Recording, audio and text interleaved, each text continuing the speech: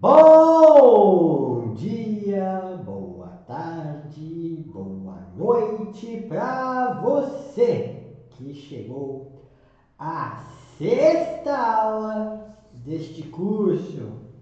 E agora a gente vai começar a pensar como é ou para onde a gente vai.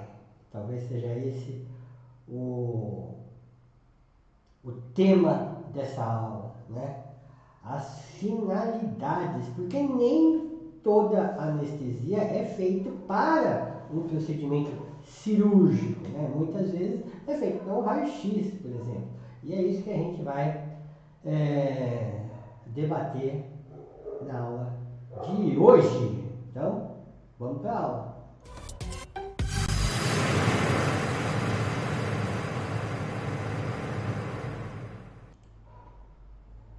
Muito bem, então depois da gente falar sobre protocolo baseado em espécie e em idade, protocolo baseado em algumas raças, e aí incluiu temperamento e tamanho, agora a gente vai ver os protocolos, porém baseados em uma finalidade. Aí que a gente vai trabalhar hoje para que depois dessas informações a gente possa finalmente escolher os fármacos para montar o protocolo. Então, estamos aqui na finalidade. Vamos lá.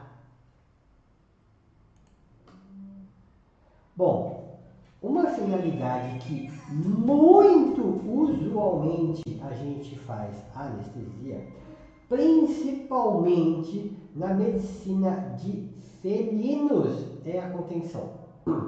A gente já sabe que a contenção física muitas vezes altera, inclusive, resultado de hemograma. Então, quanto mais a gente conter um paciente, pior a situação. Então, vamos levar para o nosso paciente gato, o nosso paciente estressado. Então, é muito importante que na clínica de gatos, e isso vale para o gato que vai estar chegando aí para que seja feito um procedimento anestésico, né?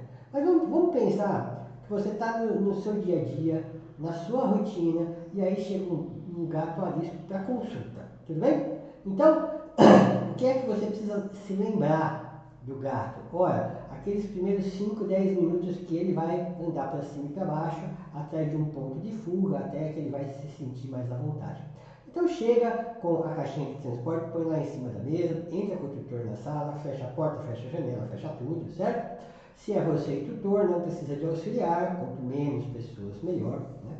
E aí então você solta esse gato, o gato ele vai passeando pela sala, enquanto isso você faz a anamnese, né?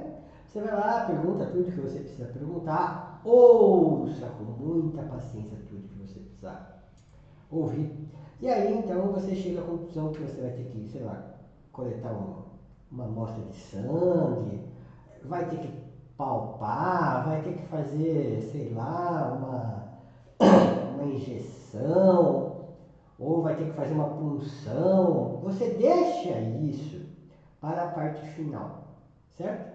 Então hoje a gente tem muito fármaco que tem antagonista, ou seja, a gente usa o fármaco usando o efeito lá de anestesia, sedação, seja lá o que for, põe o seu paciente em contenção química, faça tudo o que precisa fazer, coleta de sangue, palpação, exames mais minuciosos, punção, enfim. Quando você tiver que botar a mão nesse gato muito bravo, você pode sedá-lo, por exemplo, né? Pode fazer uma anestesia dissociativa, por exemplo.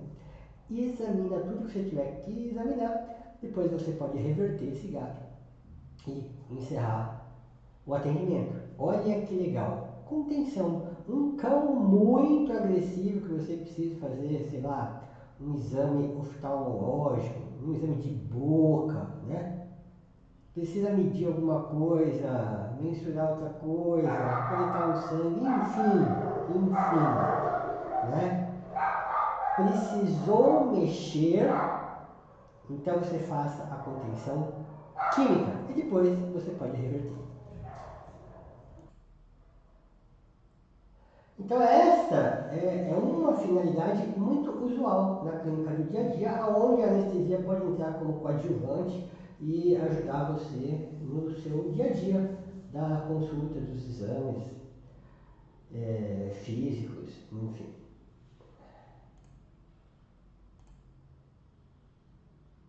Procedimentos diagnósticos. Isso eu vou te falar que é uma coisa que usualmente me chamam para anestesiar, né? Para anestesiar pacientes agressivos, até para ultrassonografia abdominal, por exemplo, e para anestesiar pacientes que eles precisam de imobilização, por exemplo, uma radiografia de displasia coxofemoral. Então isso é muito comum, né?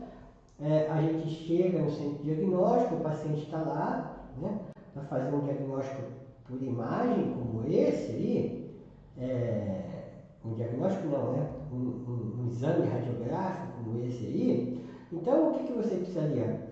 Um acesso venoso caprichado, né?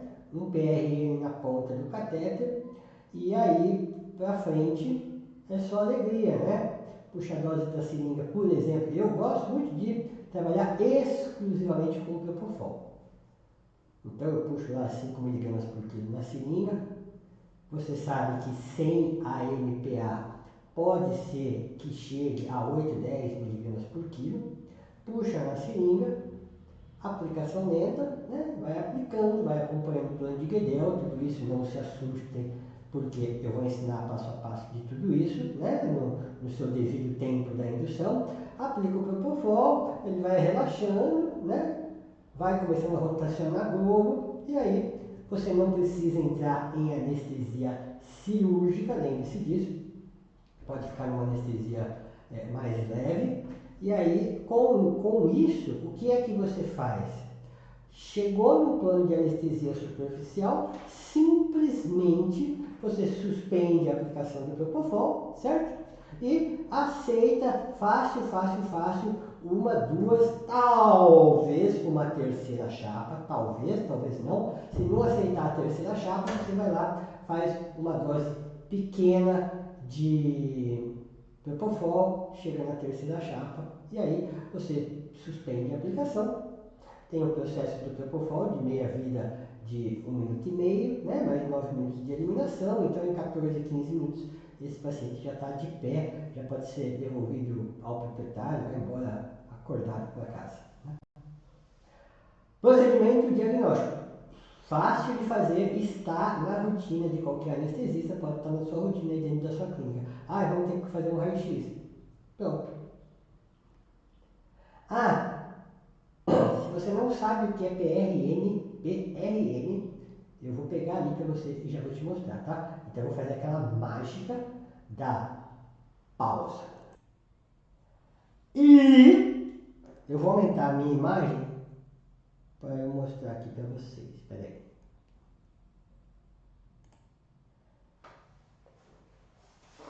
Essa micro pecinha aqui é o PRN. Eu vou chegar mais perto ali, eu só não vou chegar já porque senão ela vai sair fora de foco.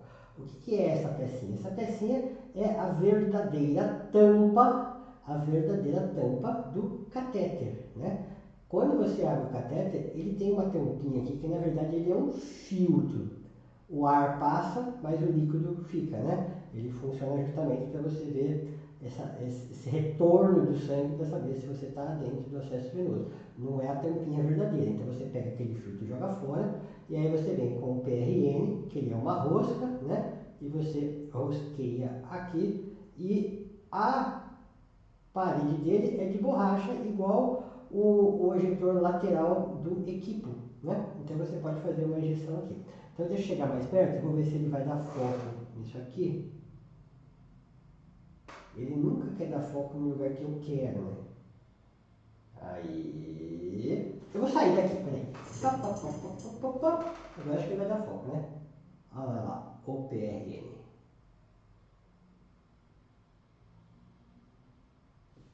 Então, você vai ter o acesso venoso com o PRN o esparadrapo fica ativo, então toda hora que você quiser, é só você pegar a seringa, né, e injeta aí dentro e aplica o Propofol. PRN, vocês todos PRN, muito prazer. É baratinho isso aqui, né? Eu não saberia dizer o preço exato, mas é tipo R$1, R$2 no máximo. O preço de um catéter mais ou menos. Compensa, viu? Compensa muito você ter.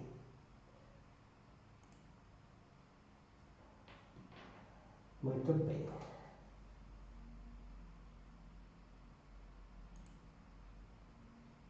Agora eu só estou tentando mudar o slide, mas não está indo. Ah, agora foi.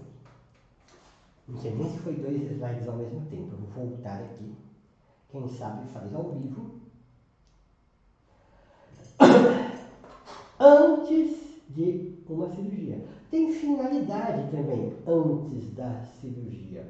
Qual é a finalidade? É você fazer a MPA. Para que você vai fazer a MPA?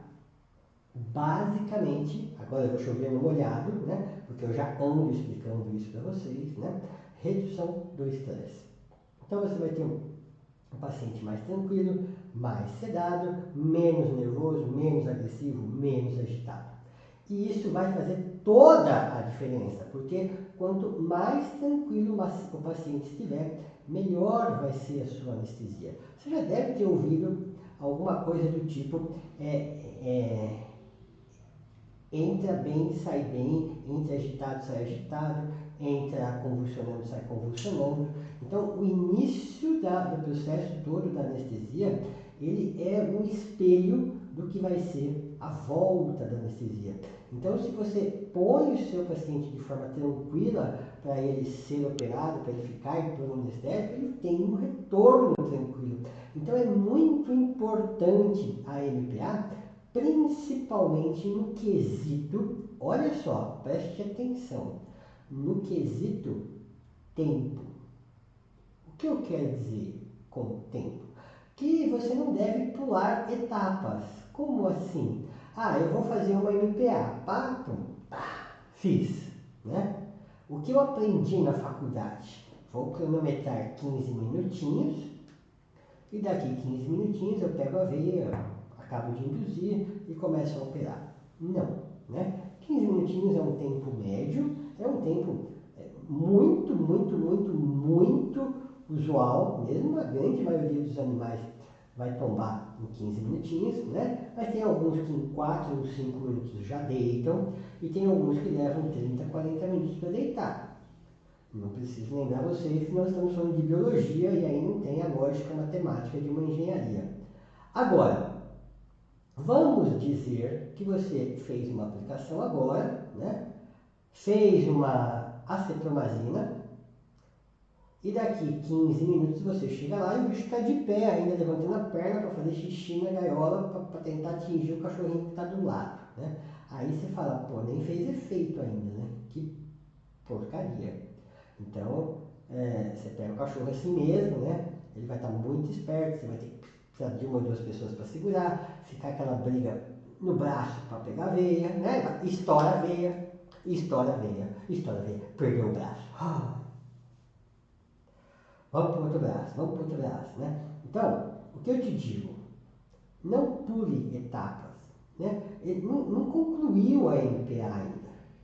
Por isso que a regra, sabe por que anestesista toma muito café? É por isso. A gente não tem que seguir tempo, porque é biologia. A gente tem que seguir o padrão. Eu quero tranquilizar, eu preciso que ele fique tranquilo. Eu quero sedar, eu preciso que ele fique sedado. Então, eu aplico e eu aguardo. Mais ou menos 15, entendeu? Eu mesmo, no meu dia a dia, gente, eu nem tenho relógio. Eu aplico.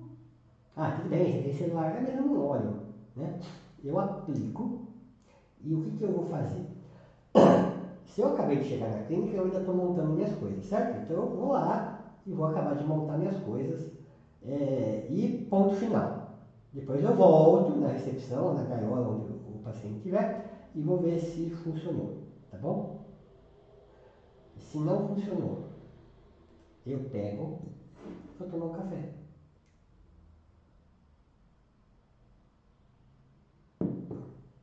Claro que não é tão rápido assim, porque isso aqui é uma água, né? É um café mesmo. Tá bom, tá bom, tá bom. Eu vou lá dar mais uma olhadinha.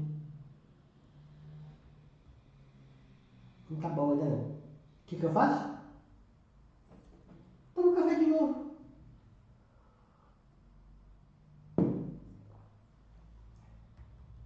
Agora ficou bom. Mas mesmo assim, se não ficou bom, o que eu vou fazer? Tomo café de novo. Você tá vendo que assim, é paciência, né? É paciência, toma café de novo. Uma hora vai dar certo. E vai ter vezes que você não vai nem conseguir tomar o café, porque ele já vai tomar muito rápido, né? E aí você já vai para a segunda etapa. Então assim, não pule etapas. É muito importante você não pular etapa nenhuma, porque uma etapa está linkada à outra etapa.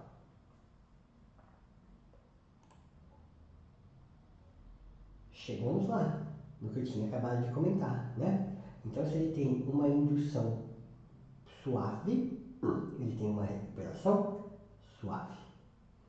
Agora, por que cada etapa depende de cada etapa? No slide passado eu estava comentando. Porque uma MPA bem feita vai levar você a uma indução bem feita, a uma anestesia bem feita e a uma recuperação bem feita. As coisas são interligadas. Se você fizer uma dose de Propofol como naquele raio-x, você vai usar uma dose X. Raio-x, dose X. Perfeito, né? Para o raio-x, dose X. Se você tivesse que fazer uma MPA antes, você faria metade dessa dose. Se você fizer uma sedação potente, menor ainda essa dose. Por isso que você vê, às vezes, anestesistas por aí em redes sociais mostrando tanto a velocidade de infusão de Propofol quanto a vaporização do isoflurano muito menores do que você usualmente costuma fazer. Porque a gente faz as nossas associações e também a gente faz os nossos protocolos bem feitos. Na maior parte das vezes a gente consegue acertar muito bem, né? Claro, nem sempre. Até porque a anestesia tem esse quê de não ser perfeita, né? Até por isso que ela tem o risco. Mas isso é uma coisa que a gente pode levar para o nosso dia a dia. Tentar atingir a perfeição em cada etapa, porque cada etapa que você acerta, a chance de você acertar numa segunda etapa é muito grande. E aí, sucessivamente, né? Se você, em algum momento, você tem um problema, por exemplo, uma convulsão na indução, bem possivelmente esse paciente deve acordar ou convulsionando, ou pedalando, ou vocalizando. E isso não é nada legal, né? Então, o que eu peço encarecidamente a vocês? Montem, né? Organizem mentalmente o seu protocolo da MPA, baseado em tudo que a gente falou até agora, que foi bastante coisa, né? Você vai fazer a sua MPA, vai dar o tempo certo dessa MPA fazer efeito, né? Lembra? Café, café, café. Acesso venoso, soro, pensar na indução. Vou fazer isso, vou fazer isso, vou fazer isso. Faça, dê o tempo certo, entuba oxigênio e faça a manutenção, né?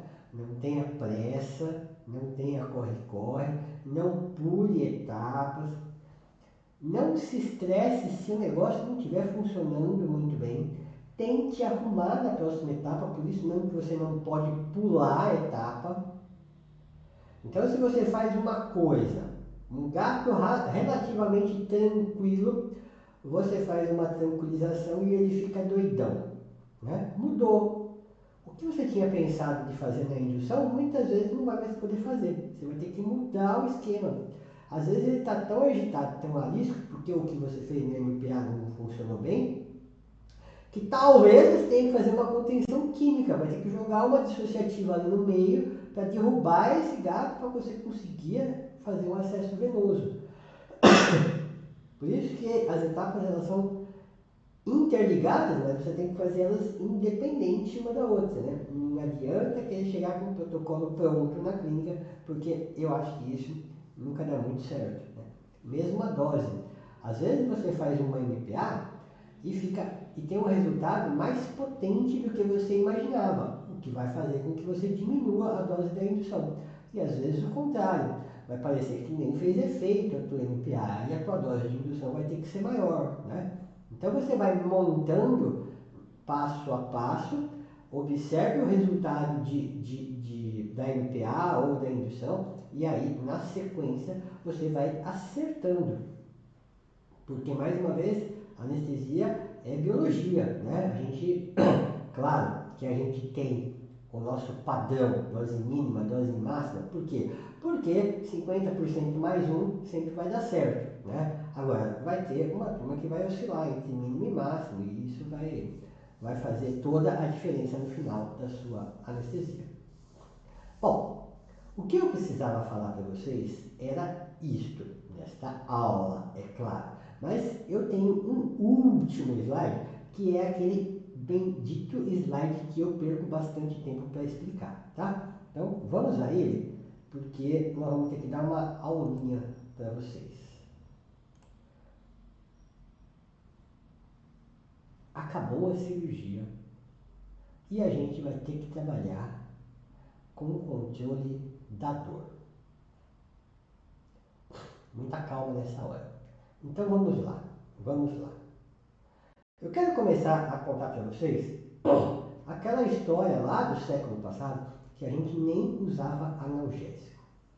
Então fazia cirurgia sem analgésico, sei lá, acho que a gente induzia com acepran ou xilazina, ou fazia MPA com acepran e xilazina, ou xilazina, né? Induzia normalmente com tiopental, mantinha no tiopental mesmo ou mantinha no alotano. Fazia a cirurgia, acabava a cirurgia e ele acordava. Simples assim. Os anos foram se passando, né? E a gente começou a entender então que os nossos pacientes precisavam de analgésico. Então, mais uma vez, né? A gente fazia lá acepran, tiopental, alotano, acabava a cirurgia, você ia lá e fazia um analgésico, seja lá qual for, né? Uma dipirona, um tramadol. Uma ou outra pessoa já não tinha tanto receio de usar morfina, né? Aplicava ali e acabou, certo? Passou mais um tempo. A gente entendeu então que existia a tal da nocicepção, ou seja, existia a dor transoperatória mesmo com o nosso paciente inconsciente, certo? Então a gente passou de usar o analgésico depois que acabava a cirurgia para a gente usar o analgésico antes de começar a cirurgia. Então a gente aplicava antes de começar o tramadol, a petidina, enfim. E aí a gente fazia a cirurgia, acabava a cirurgia, o nosso paciente com o efeito do analgésico usado na MPA. Tudo bem? Beleza. Agora que chega o ponto que eu preciso explicar para vocês. Até aí tudo bem. Agora, esse tramadol, essa morfina, isso que a gente usa lá na MPA, né, petidina, que alguns estão mais acostumados a falar meperidina, este analgésico, ele é o analgésico do pós. Como assim? O que eu estou fazendo lá no pré, eu estou fazendo no pré preocupado com a dor do pós. Porque a dor do trans, ela é muito maior, né? Lembra, eu estou abrindo uma barriga, estou mexendo em víscera, estou fazendo muita coisa. Essa dor não é um tramadol que resolve, não é uma morfina que resolve. Isso precisa de coisa muito mais potente, a partir de um fentanil. Tudo isso eu vou ensinar para vocês, tá bom? O que eu quero dizer é que o que você faz na NPA não é para a dor que vai acontecer no transcirúrgico, é para a dor que vai acontecer no pós-cirúrgico. Então, o que é que você tem que usar no pré? Ora, você tem que entender qual é o grau de dor que o seu paciente vai acordar no pós-operatório. Isso tem tudo a ver com a cirurgia, né? O local da cirurgia e qual cirurgia vai ser feita. Tem cirurgias que doem pouco, tem cirurgias que doem bastante, tem cirurgias que tem dor dilacerante, certo? Então, a potência do analgésico que você vai usar na NPA é baseado no que você imagina que seja a dor no pós-operatório. Isso tem um nome, analgesia preemptiva. Eu imagino que vai doer só um pouquinho, então eu vou jogar uma coisinha fraca. Eu imagino que doa mais ou menos, então eu vou usar um analgésico mais ou menos. Estou achando que vai doer pra caraca, então eu vou usar um analgésico potente. Você pode acertar e você pode errar. Para não errar, eu vou sempre fazer analgésico potente. Então, aí você está errando. Porque os opioides, eles têm um problema, né? E é um problema que é muito, mas muito relatado na medicina humana. Vamos de novo para a medicina humana. O que tem de bom? Temos um paciente que fala. Então ele fala, ele pede morfina, dobra a dose da morfina, pede mais morfina e cada vez ele tem mais dor. Isso é paradoxal, né? Quanto mais analgésico a gente faz, mais dor ele vem a ter. O opioide tem esse problema. Ele pode gerar hiperalgesia, ou seja, ele pode aumentar a dor do paciente se a gente errar para mais. Opioide a gente tem que acertar. Potenciazinha em dorzinha. Potência em dor, potência zona em dorzona. Beleza? Não vai errar. Analgesia preemptiva. Você tem que realmente imaginar, né? Existe uma tabelinha para fazer isso? Existe. Você consegue pegar na internet. Eu trabalho com uma tabelinha dessa também. Você pode ir direto ao ponto, tipo, castração de fêmea. Qual é o grau de dor? Dor tal, né? Então eu vou fazer tal analgésico. Ou eu vou fazer uma cirurgia na glândula mamária, ou no pulmão, ou no intestino. Então o nível de dor é tal. Então você pega e usa o analgésico tal. Só estou te falando isso porque cuidado na hora de você fazer analgésico, né? Então você vai fazer acepromazina ou xilazina associado a algum opioide, desde que você, então mais uma vez você tem que pensar, né? Eu acho que, sei lá, vai ser com morfina então que eu vou fazer. Muito bem, morfina, acepromazina e morfina, ótimo. No trânsito operatório, fentanil, né? 100 vezes mais potente que a morfina. E vamos esperar acordar. Agora, como é que eu sei que funcionou? Aí é que tá, né? Como eu sei que funcionou? Também tem uma tabela para você analisar o grau de dor desse paciente. Mas, de um modo geral, uma técnica muito fácil, muito rápida que você pode fazer só para ver se o seu paciente está com dor é colocar o dedo no local da ferida cirúrgica, né? Se ele não se importar de você colocar o dedo, ele está com uma analgesia muito boa.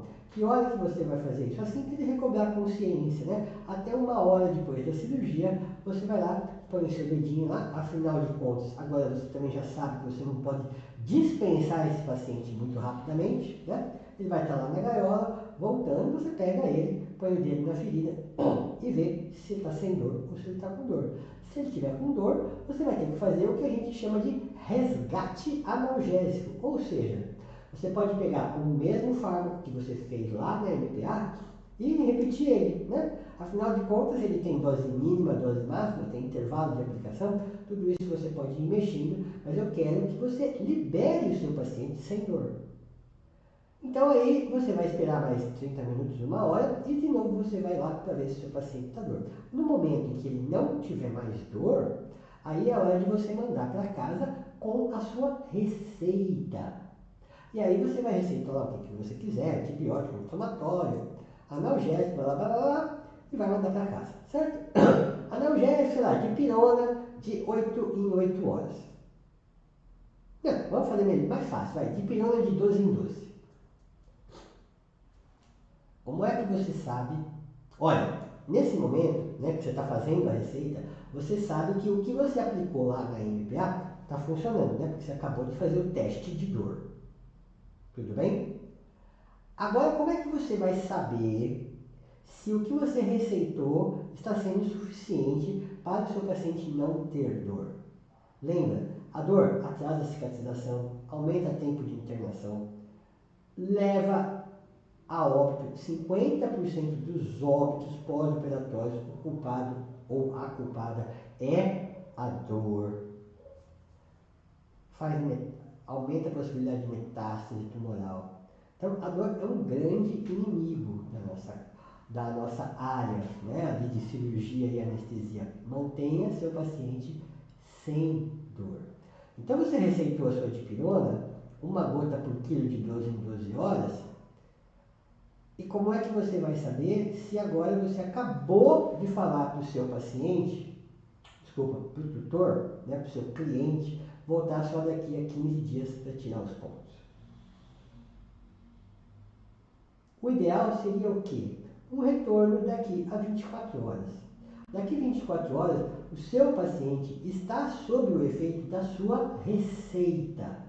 E aí você faz a mesma coisa, né? Usa a tabelinha para medir dor, ou pelo menos, passa a mão no local da ferida e veja a reação do seu paciente em relação a esse toque no local da ferida cirúrgica, né? Se ele vai olhar, se ele nem vai se importar, se ele vai chorar, se ele vai rosnar, se ele vai tentar te morder. Bom, se ele ainda estiver com dor, mais uma vez você vai ter que então reajustar doses, né? Se você estava fazendo 1 gota por quilo, você pode ir até 3. Se você estava fazendo de 12 em 12 horas, você pode fazer de 8 em 8. Você pode associar um tramadol nessa tua receita, né? Você pode associar um Maxicana na sua receita. Ou seja, você ainda pode, você tem muitas possibilidades de associar, de misturar, de brincar aí com os analgésicos, a ponto de você manter o seu paciente sem dor.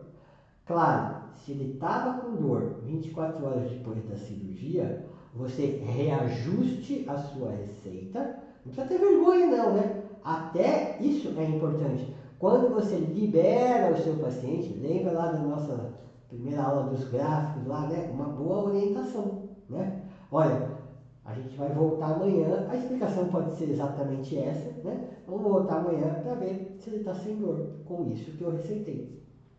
A dor é bem individual, né? Então, cada paciente responde de um jeito. Volta, olha, não, para aqui agora, ao invés de ser 1 gota por quilo, nós vamos fazer 2 gotas por quilo, ao invés de ser de 12 em 12, nós vamos passar para 8 em 8. Volta amanhã que a gente vai dar uma nova avaliada. Se tiver beleza, continua. Se tiver com dor ainda, a gente melhora. Não pode ter dor. Não pode ter dor. Beleza? Bom, estamos chegando no momento do curso que as orientações que vocês precisavam ter para começar a fazer uma boa anestesia estão chegando, né? Vamos dizer assim, nós servimos a mesa agora, né? Tá lá os pratos, os talheres, os copos, tá tudo bonitinho, as cadeiras. Agora é a hora que eu vou te passar os fármacos e aí com eles vocês vão fazer a festa, né? Então, fique atento a tempo de cada coisa, não pule etapa, trabalhe com volumes baixos, aplicações tranquilas, né? E estude bastante efeitos adversos dos fármacos, efeitos colaterais, né? O que eles têm de bom que a gente pode trazer para a gente. Trabalhe com fármacos de gerações mais modernas, porque são mais seguros, tem menos dose. Dose é uma coisa importante, dose é uma coisa importante. Tente fazer as associações para as doses serem as menores possíveis. Daqui a pouco você vai entender isso tudo, né? Não tenha medo de trabalhar, mas fique atento a qualquer tipo de alteração. Precaução total, né? Monitorização, estetoscópio, exame pré, exame trans. Não fique distraído na sua anestesia, né? Evite operar e anestesiar ao mesmo tempo, porque na hora que você foca em uma coisa, você esquece a outra, é difícil trabalhar tudo junto, né? Você pode fazer cirurgia e anestesia ao mesmo tempo, mas você está ciente de que quando você está prestando atenção ali, né, num corpo uterino que você perdeu ali, você está muito focado ali, você esquece da anestesia. Se numa dessas horas fizer uma apneia, você não vai estar olhando isso, né? Então tome cuidado com tudo isso. E aproveite o que vem daqui para frente, porque daqui para frente o curso vai começar a ficar pesado. Aproveite. Não sei se você vai assistir na sequência ou não, mas agora você já está começando a pegar o jeito, né? Se você ficar aí direto para assistir a próxima aula, levanta, toma uma água, faz um xixi e volta. Se a gente vai se ver no outro dia ou no outro período aí, então para você, até amanhã, boa noite, bom dia, boa tarde. Bom, a gente se vê na aula número 7. Essa aqui está ficando por aqui. Tchau.